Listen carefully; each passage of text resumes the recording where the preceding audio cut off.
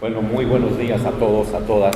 Muy contento de estar acá con ustedes. Agradecer al compañero Hugo que me convocó para podamos compartir, intercambiar ideas de lo que estamos viendo. Agradecer la presencia del querido amigo ministro y de varias de las personas que nos conocemos y que nos recibieron cuando llegamos acá en el exilio.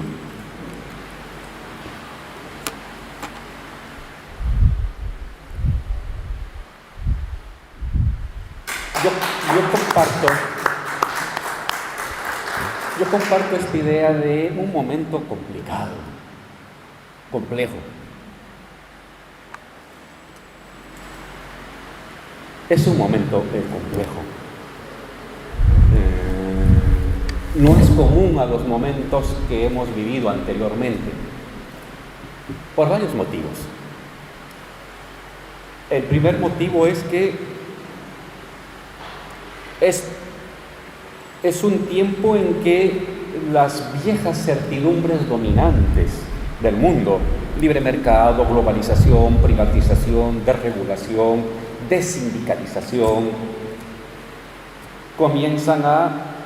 no han desaparecido, comienzan a resquebrajarse, se muestran cansadas y en algunos casos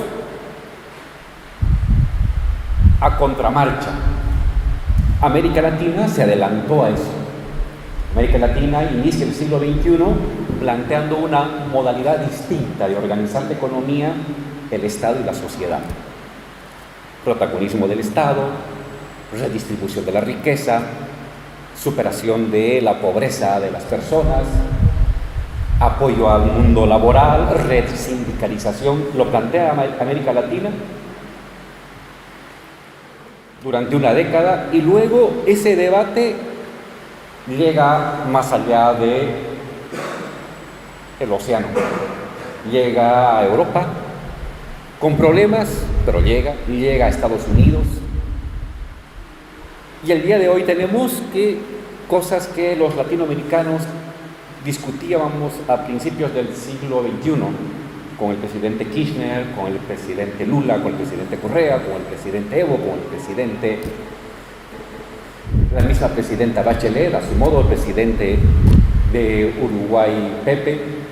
Esos temas ahora se debaten en Estados Unidos, lo debaten en Inglaterra, lo debaten en el Fondo Monetario.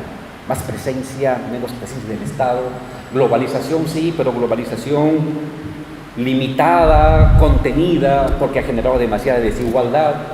Inglaterra se separa de la Unión Europea. Trump plantea América primero, luego viene Biden y dice compre americano, intenta restablecer un estado de bienestar inyectando dinero para que haya atención a los niños, para que haya atención a las personas en condiciones desfavorables, y todo eso acelerado de esta como licuadora de creencias que ha significado la pandemia. Por una parte tenemos que ese optimismo histórico del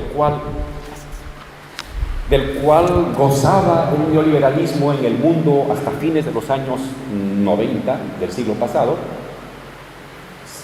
no ha desaparecido, solamente que está quebrado, fragmentado, está erosionado, tiene fisuras, tiene hendiduras.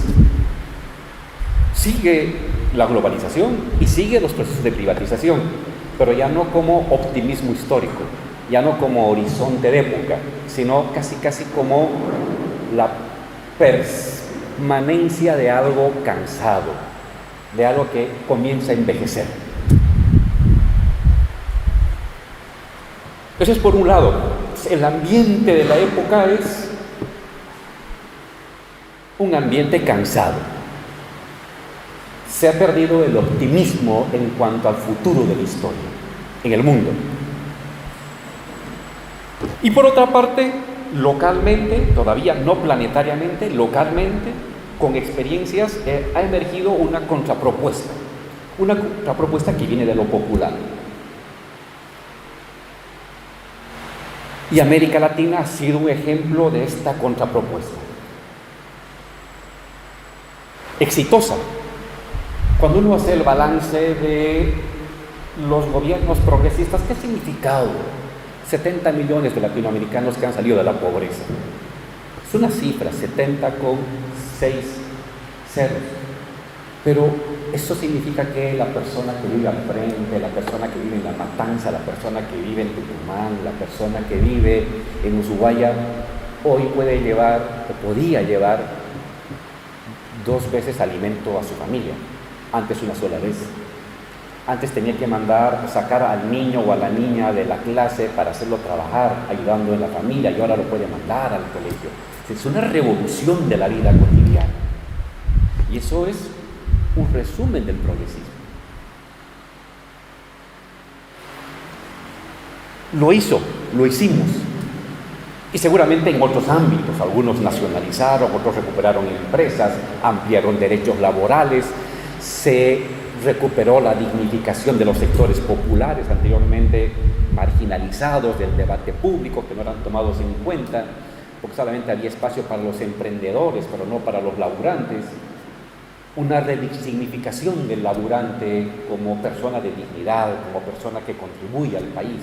En caso de mi país, el movimiento indígena, indígenas gobernando, indígenas convertidos en ministros, presidentes, cancilleres, diputados, concejales, cuando antes solamente eran albañiles o productores agrarios. Es una revolución.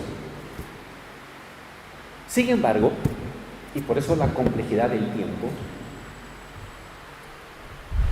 este primer tomo, como dice el ministro, del proceso del movimiento progresista, cumplió una meta.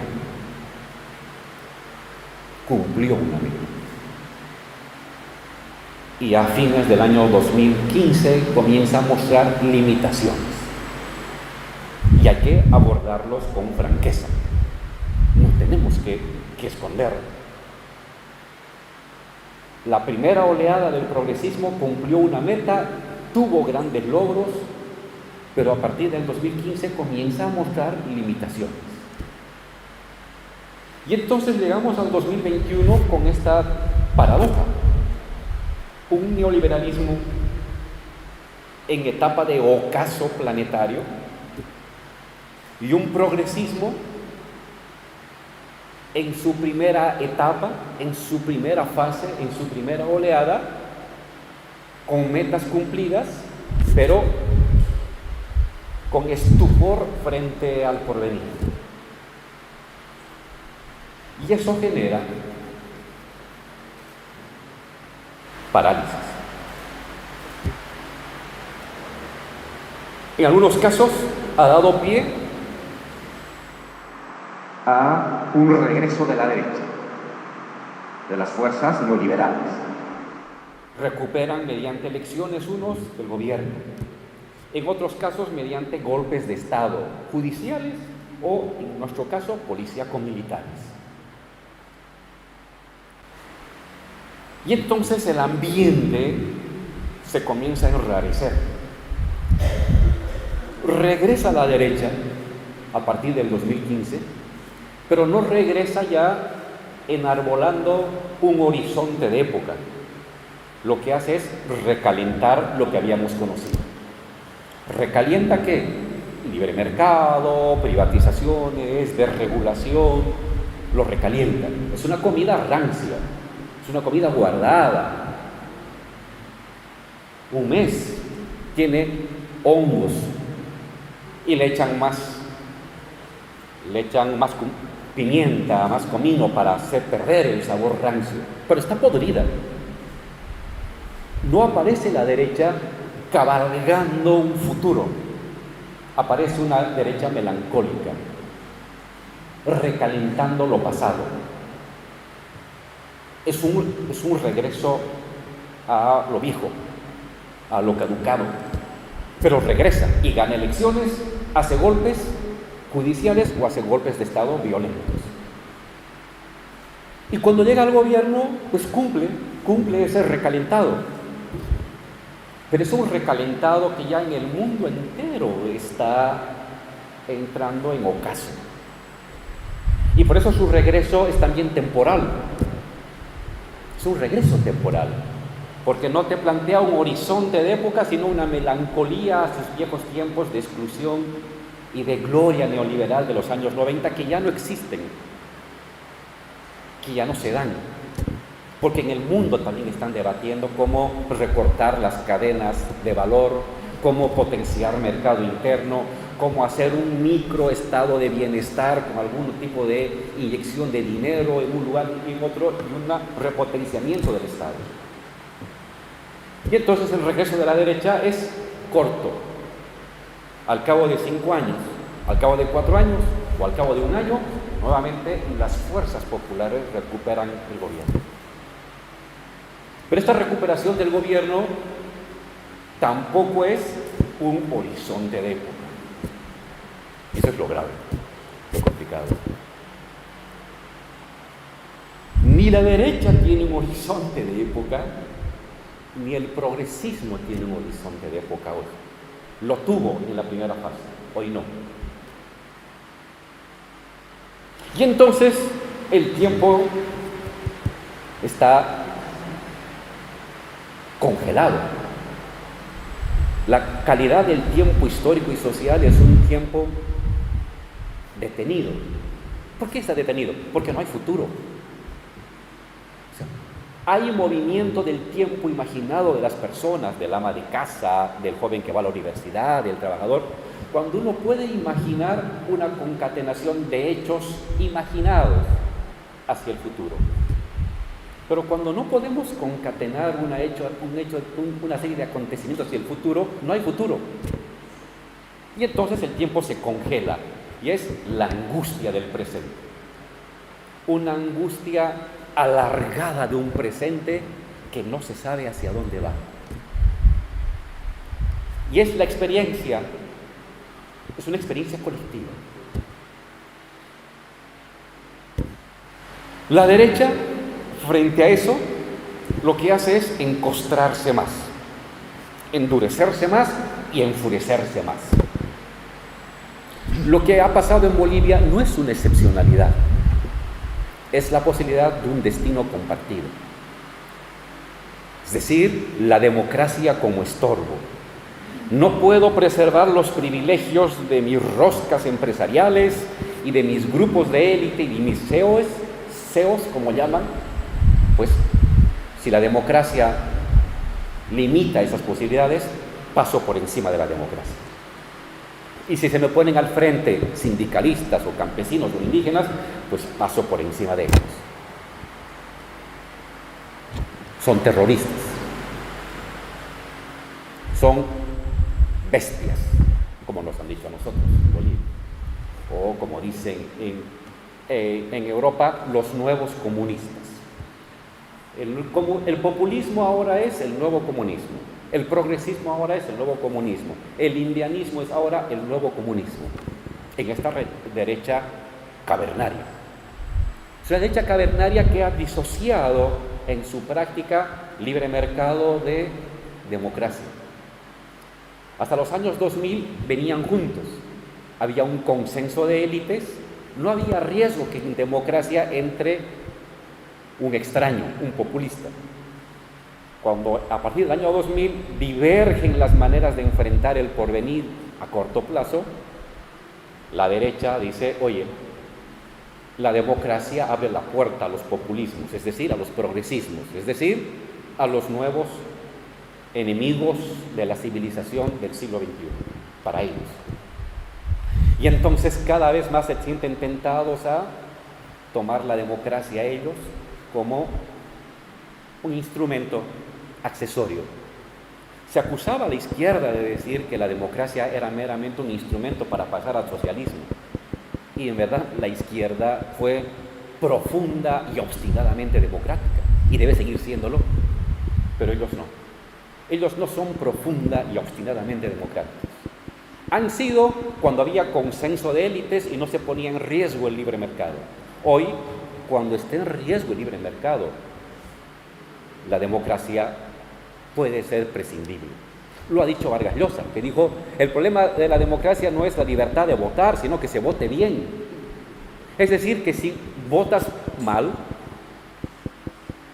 No debes tener el derecho por votar mal, es decir, un regreso a la democracia censitaria. Y lo dice uno de los representantes más esclarecidos o más letrados de una derecha liberal. En el liberalismo hay una separación entre libre mercado y democracia. En Bolivia lo hicieron. Un demócrata de centro aplaudiendo cuando un general le coloca la banda presidencial a una impostora, mirando hacia otro lado cuando se está matando indígenas, mirando hacia el cielo cuando un ministro dice que se han disparado entre indios salvajes, por eso hay muertos, mirando hacia al costado cuando van las personas a rogar a los cuarteles, a rezar en cadenas de oración para que los militares tomen el poder. Es decir, la centro derecha abandona también su posición de centro derecha y se escora hacia la extrema derecha. Es un tiempo complicado y muy peligroso. Es un tiempo muy complicado porque los horizontes de previsibilidad del futuro se han desvanecido. El neoliberalismo no es un horizonte de futuro y por eso se endura, se encostra, se enfurece y se vuelve cada vez más racista, se vuelve cada vez más sexista, se vuelve cada vez más supremacista, se vuelve cada vez más entre comillas, populista o antiprogresista. Porque es un neoliberalismo que ya no se sustenta en la legitimidad, el convencimiento y la seducción, sino que busca ahora sustentarse en la imposición. Si es necesidad sacar a militares y policías, lo va a hacer, en un caso extremo. Pero por otro lado, el progresismo, nuestros progresismos, cumplido una etapa de transformaciones, de recuperación del Estado Nacional, de dignificación de lo popular, están ahí a la espera de qué viene hacia adelante. Y en esa espera, en esa indeterminación, surgen los sentimientos de frustración, de enojo, de malestar. Algunos compañeros se repliegan y no salen a la calle. Se repliegan, no van a la reunión sindical, se repliegan, no van a votar. Otros compañeros se pasan a los que manejan cierta bandera de cambio y de esperanza, incluso en contra de las convicciones que se tenía hace poco. Y otros compañeros vivimos como una especie de pasmo. Algo tiene que pasar. Y vemos el precipicio cerca, el riesgo de una derecha embravecida que no va a perdonar, porque está en sus últimas de legitimidad histórica. No es que la derecha no va a tener proyecto, seguramente va a reinventarse, pero hoy por hoy no tiene proyecto. Se aferra a lo viejo, pero se aferra a lo viejo violentamente. Y seguramente si las derechas en otros países regresan, van a hacer, salvando ciertas diferencias, cosas que hicieron en Bolivia. En un año en Bolivia, no solamente mataron a 37 personas, encarcelaron a 1.200. ¿Quiénes? Líderes, dirigentes de una federación campesina, de una federación sindical, militantes, exministros, 1.200. 500 personas para Bolivia, perseguidas y sometidas a investigación de la IUF, esto es la investigación de fortunas, incluida una niña de 3 años, mi hija, una niña de 3 años sometida a la investigación de fortunas a nivel planetario. Eso es la derecha. Que nadie piense que viene una derecha culta, que viene una derecha amigable, que viene una derecha plural, que se va a sentar con todos. No es esa la derecha que viene. La derecha que viene es una derecha dura. Son los que buscan defender privilegios perdidos. La nostalgia de viejos privilegios perdidos. ¿Ante quiénes? Ante los que somos o el demonio, o los salvajes, o los nuevos comunistas. Y entonces está ahí el precipicio. Y algunos estamos ahí paralizados. Esta es la complejidad de la época.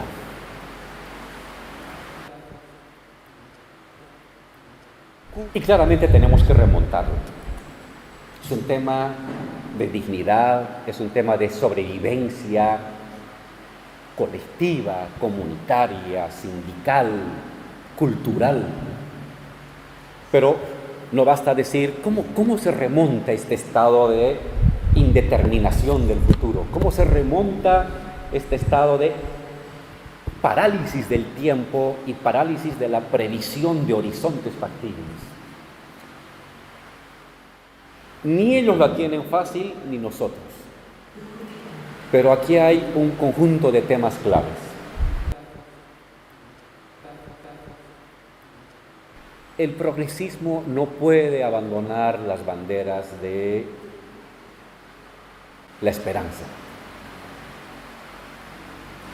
Porque la política en el fondo es el monopolio y la conducción de la esperanza de una sociedad. Cuando un proyecto progresista le entrega a la oposición la esperanza, estamos liquidados. Porque la gente se mueve por esperanzas. Quizás no cumplidas pronto, pero esperanza.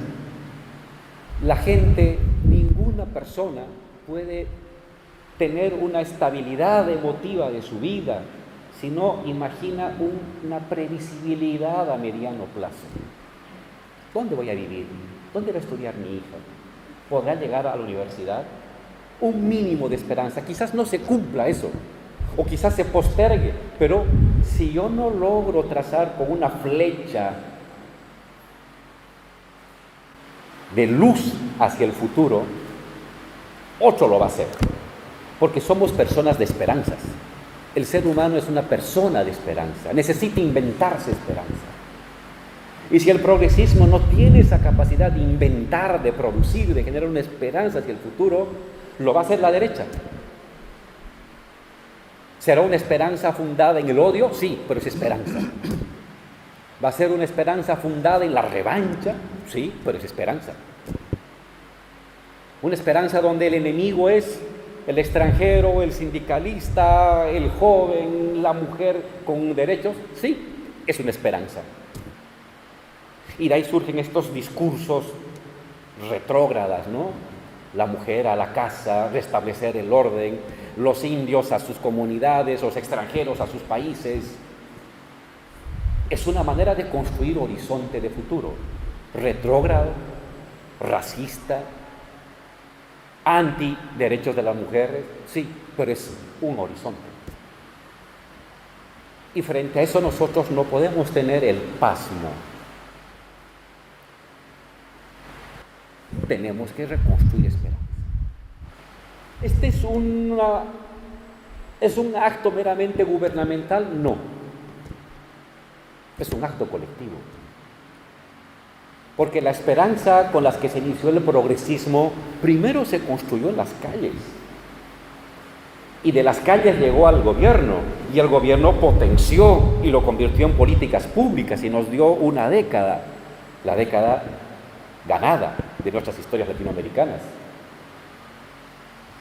Pero entonces, no es algo que nosotros debemos esperar meramente de la acción del Ejecutivo, que tiene un papel muy importante, ciertamente, por eso es Ejecutivo, sino que también está en nosotros, en lo que hicimos, está en el mundo sindical, está en el mundo barrial, está en el mundo universitario, está en el mundo comunicacional, en esa antigua batalla en la que recuperamos. ¿Cómo recuperamos el gobierno cuando lo perdimos? esa batalla de la sociedad. ¿Cómo tuvimos el gobierno antes del 2003, del 2002, del 2005? En las victorias de la batalla cultural. Y uno piensa, bueno, ya la hice, con eso me durará de por vida. No, porque el futuro del progresismo, todo establece de que el progresismo no puede ganar elecciones. Por definición no puede ganar elecciones. No tiene dinero, no tiene medios de comunicación, no tiene empresas, no tiene sentido común de su lado. El progresismo siempre es una excepcionalidad histórica, fruto de circunstancias muy diversas y de convergencias de muchos esfuerzos. Pues hay que reconstruir la excepcionalidad. No basta que en un momento seamos excepcionalidad y eso no nos da el pase para un futuro indeterminado. La excepcionalidad es hoy, mañana quién sabe. Entonces hay que construir la excepcionalidad de mañana. Y el siguiente mes construir la excepcionalidad de la siguiente semana. Y el siguiente año lo mismo. Y eso pasa necesariamente por varias cosas. Una cohesión de nuestros líderes. Es muy importante la cohesión de nuestros líderes. Un liderazgo cohesionado te devuelve, no la esperanza, pero sí la confianza de que estás apostando a algo en la cual vamos a arriesgarnos todos juntos y no arriesgándonos a medias. Un liderazgo unificado le da a las personas que hay un punto de convergencia compartido.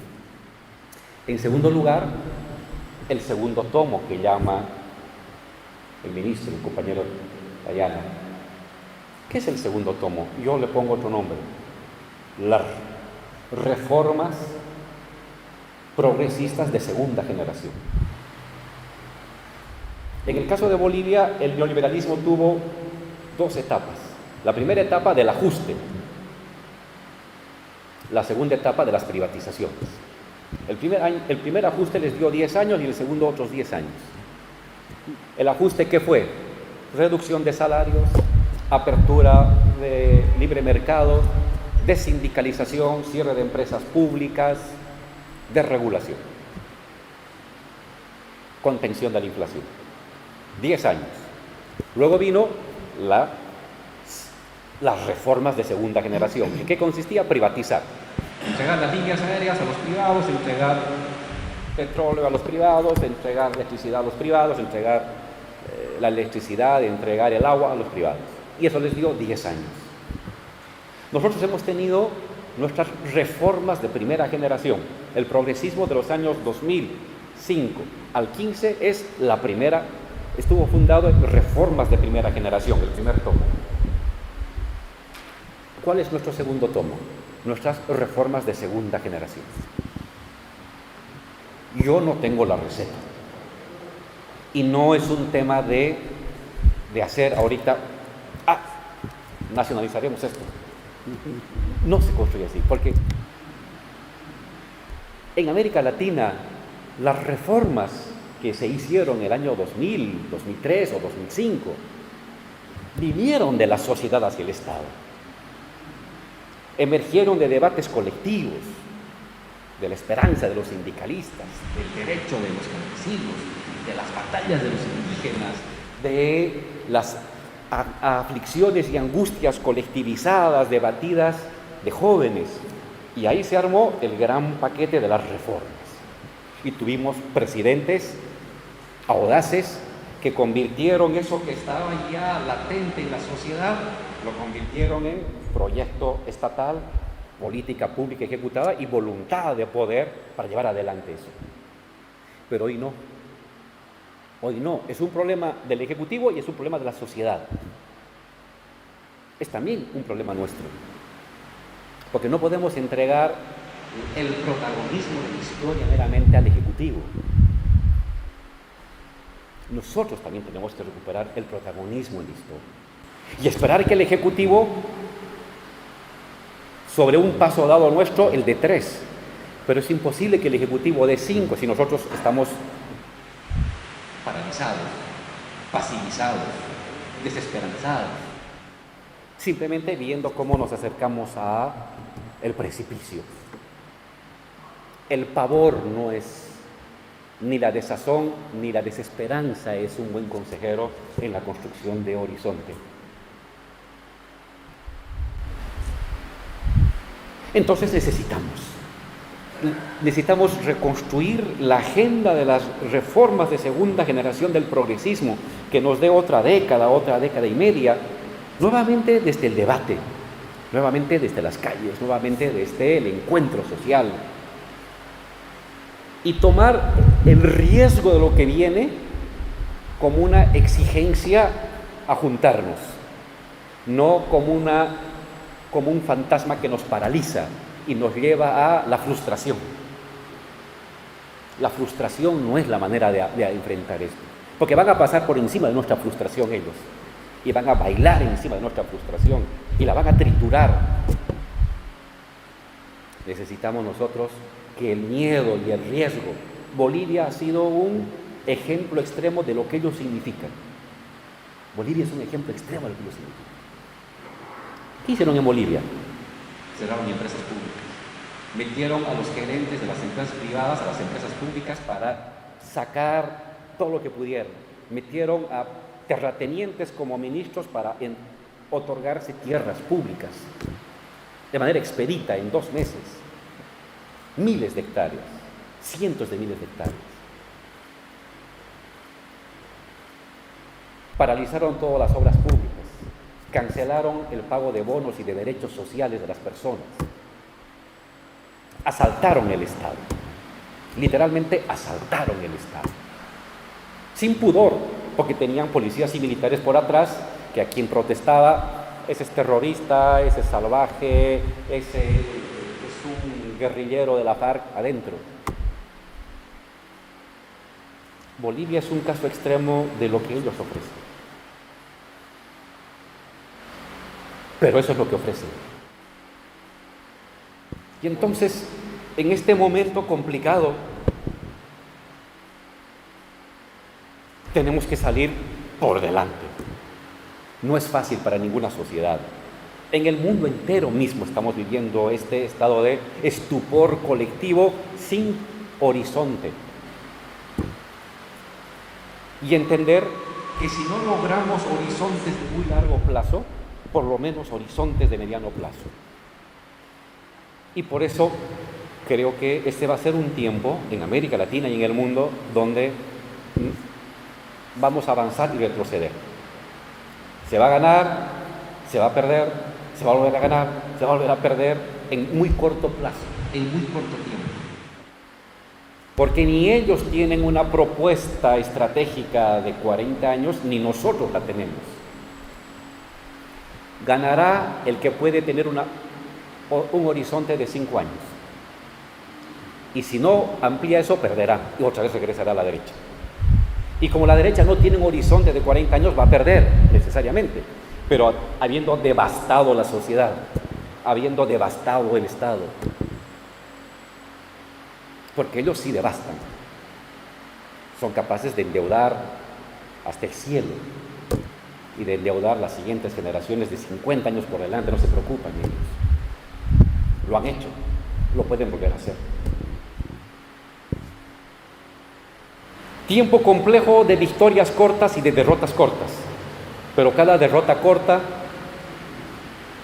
que no sea una ilusión de que va a ser corta y la vamos a pasar, no. Porque en esa derrota corta nos van a dejar sin mundo. Es como el apocalipsis. Y levantarse de ese apocalipsis va a ser lo que vas a durar los siguientes 5 años de tu gestión o 4 para que otra vez vuelvan ellos a hundirte en el apocalipsis. Es un tiempo mundial complejo, sin perspectiva de largo plazo. ¿Cuánto puede durar eso? Un par de décadas. Quizás más, quizás un poco menos. No es algo que se va a resolver mañana, pasado. Es un tiempo liminal, un pórtico. Sabemos lo que hay atrás, pero nadie sabe lo que viene adelante. Es oscuridad lo que viene adelante. Y hay que alumbrar con el celular, con la vela, con el fósforo, trechos cortos, hasta que algún momento, del lado de ellos o del lado nuestro, se establezca los horizontes de largo plazo. ¿A qué llamo horizonte de largo plazo? El estado de bienestar fue un horizonte de largo plazo que emerge de la Guerra Mundial, de la Segunda Guerra Mundial, en el mundo, como estado de bienestar, y nosotros como nacional popular o como gobiernos de sustitución de importaciones. Segundo gran horizonte de época, el neoliberalismo. El primero dura de los años 40, 50 hasta los años 70, 80. El segundo dura desde los 80 hasta el 2000, 2010 en el mundo. Y hoy estamos otra vez en el interregno. Y va a emerger. La humanidad no puede vivir en la angustia de qué será el futuro. Somos seres de creencias, los seres humanos. Tenemos que inventarnos una creencia.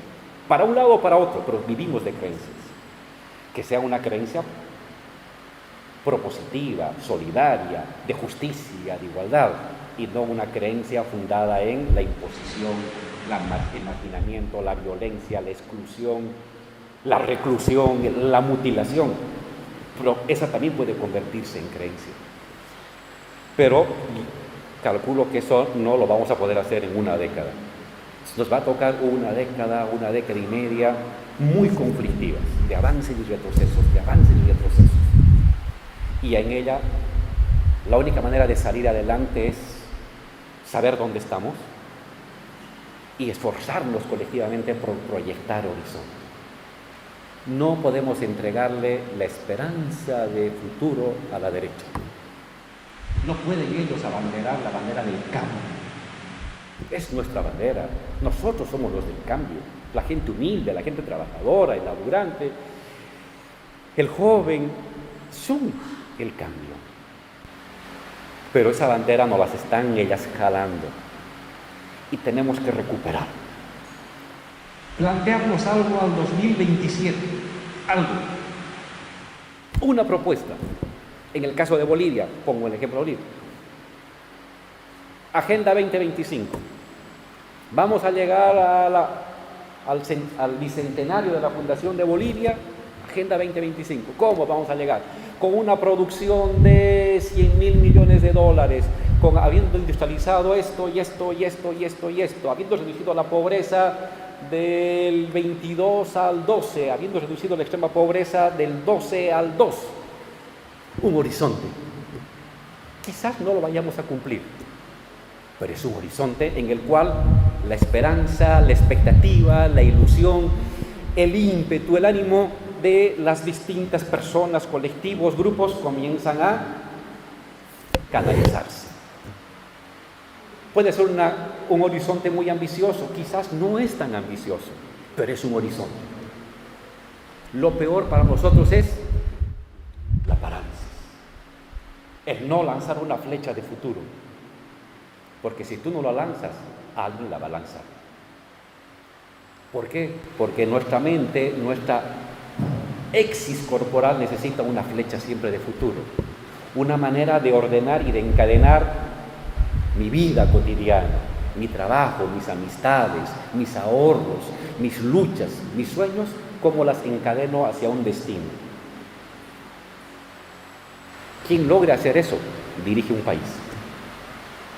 Quien logre encadenar esas cosas, asume la conducción de una nación, de un colectivo. Y eso tiene que estar de nuestro lado, de nuestras manos. Entonces yo simplemente quiero culminar esta reflexión muy cariñosa, muy franca con ustedes. No he venido a arengar, no he venido a